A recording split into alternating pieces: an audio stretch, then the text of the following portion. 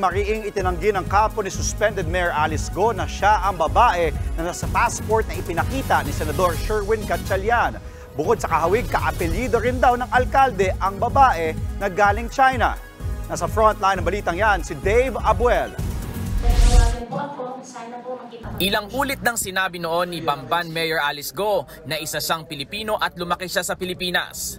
Pero may mga dokumentong inilabas si Senator Win Gatchalian na nagpapakita na ang tunay na pagkakakilanlan ni Alice Go ay isang Chinese na si Go Waping. Sa Special Investors Resident Visa Application ng Go Family na nakuha ng senador mula sa Board of Investments at sa Bureau of Immigration, makikita ang passport at isang ID picture na kahawig ni Mayor Go. Ang nakalagay na birthday sa passport ay August 31, 1990.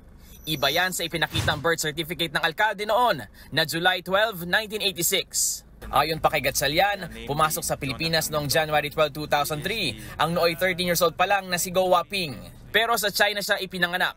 Ang nakarehistong ina ni Go Waping sa visa application ay si Lin Wenyi. Si Lin Wenyi ang noon pang tinuturong ina ni Mayor Go, pero nauna nang itinanggi ito ng alkalde. Kaya dagdag ng senador, posibleng heto ang totoong identity ng alkalde. Mariin namang iginiit ng kampo ng alkalde na hindi si Mayor Alice Go ang nasa mga dokumentong inilabas ni Gatchalian. Hindi naman siya yun eh. Ang daming Go-Waping eh. Ilan ba yung Go? Ilan ba yun? Ang daming Go-Waping tsaka hindi siya yun. Bago nito, nagpadala na ng sulat si Mayor Go sa pamamagitan ng kanyang mga abogado kay Executive Secretary Lucas Bersamin na siya ring chairman ng Presidential Anti-Organized Crime Commission o PAOC. Base sa sulat, hinihiling ni Mayor Go na bigyan siya ng isang masusi at patas na investigasyon. Nakakasira na raw sa kanyang reputasyon ang mga walang basihang paratang. Nakakaapekto na rin daw ito sa paglilingkod niya bilang alkalde. Hindi raw totoong itinayo ang Bauful Land Development Incorporated kung saan naging part owner siya para sa money laundering at pagpapatayo ng Pogo Hub. Rehistrado raw ito at itinayo ng naaayon sa batas. Pero hindi na siya konektado sa Baofu bago pa man siya mahalal noong 2022.